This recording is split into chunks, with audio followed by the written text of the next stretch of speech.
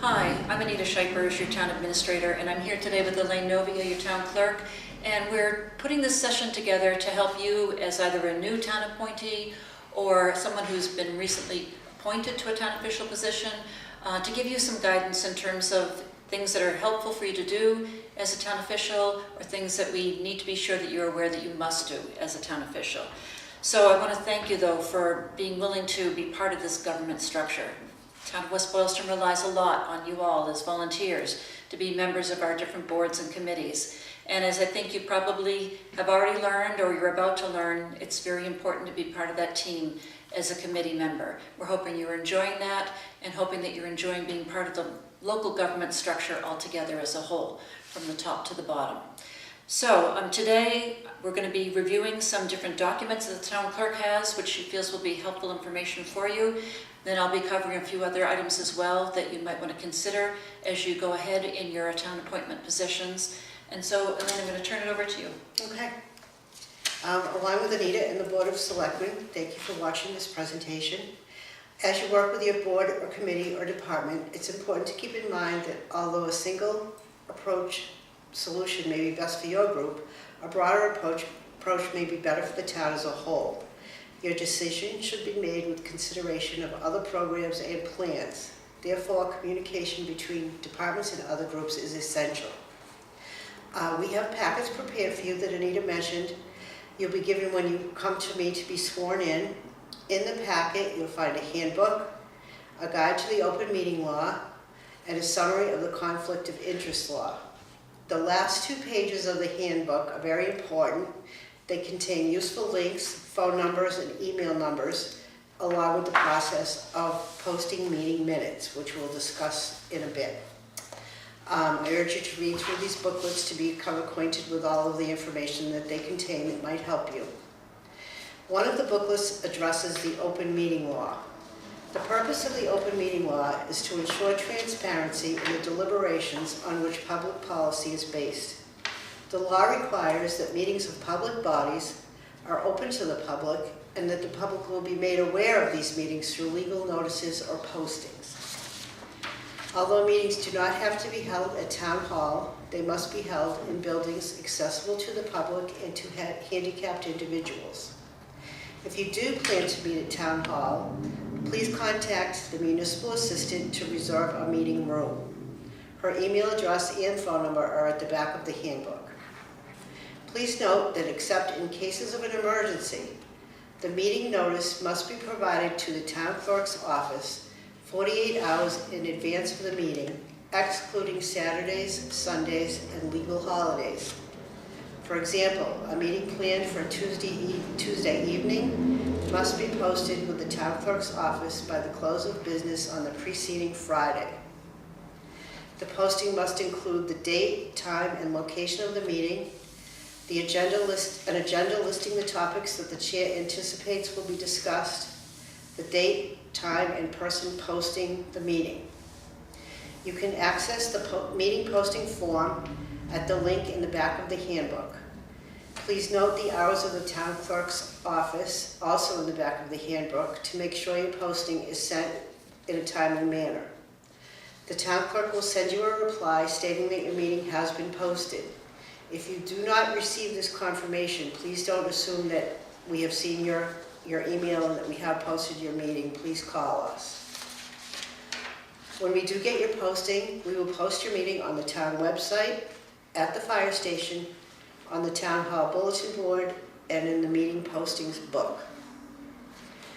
After the meeting, a record which accurately reflects what happened during the meeting is required. These minutes of the meeting are considered a permanent record and must be maintained, stored, and available for public inspection. This is a change. It is now the responsibility of each department to post their minutes in 3 versions.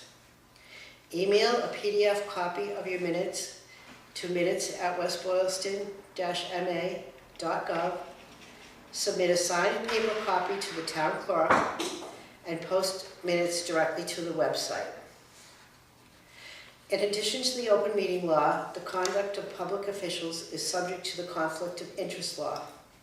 The State Ethics Commission maintains a website explaining this law And in your handbook on page 5, there's a link to a training program and a test that you must take within 30 days of your appointment, and then again every 2 years. At the end of the program, there's a page you need to print out. It will have your name and say that you took the test, and you need to get that to the town clerk's office as soon as you can. If you have taken the training within the past 2 years and you still have a copy of your test acknowledgement page, please send it to me as soon as you can. And if you know that your 2 years is coming up, please take the test as soon as possible. And also, please come to the town clerk's office to be sworn in at your earliest convenience. Okay, thank you, Elaine. So the other things that I wanted to go over are, Elaine talked about the open meeting law specifics, but I wanted to touch base a little bit more on open meeting law and how it relates to subcommittees. So we've received some guidance from town council recently that says that anytime any board or committee or group of committees establishes a subgroup made up of multiple members that is intended to review issues and bring recommendations back to that parent board or parent boards, that forms a legal committee, legal public body that's subject to the open meeting law. So for any of you who have these subcommittees, please make sure that they are also posting their meetings in the same way that Elaine described, and that they're taking minutes of those sessions as well. So that's something that I wanted to make sure people were aware of. The other thing that's happening recently is that we do have a change coming in our IT services. The vendor that we've been using for years, Karen Perret, is stepping down at the end of her contract, June 30th, and we're unfortunately having to go out and seek a new IT service provider. Part of the process that we're doing in this is trying to make sure that all the different town offices and boards and committees become self-sufficient in getting their own information posted onto the web pages, as Elaine talked about earlier. Previously, Karen has been very generous with her time and posting items on the website for us. However, we're trying to be mindful of the cost of that moving forward, and that we're asking that these individual boards and committees and offices do this function themselves so that we don't have to pay our new IT service vendor those hourly rates required to do that work for us.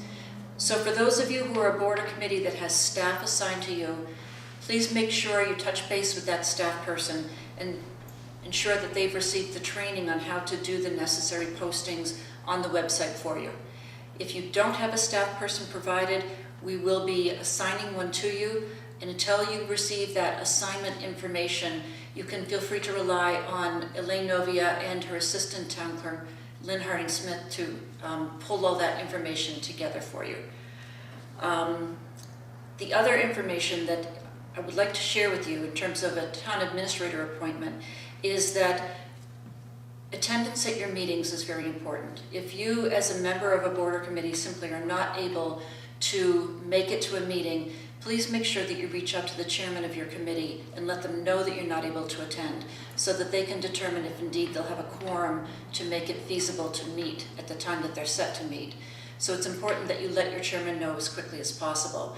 There's so much within the actions of a committee. The other thing that I'm asking people to do is to just be very mindful of the need for good communication and collaboration between all your members. You're working as a team to try to get the business done of your committee, and I just ask that you be mindful of that as you go about the business of your committee.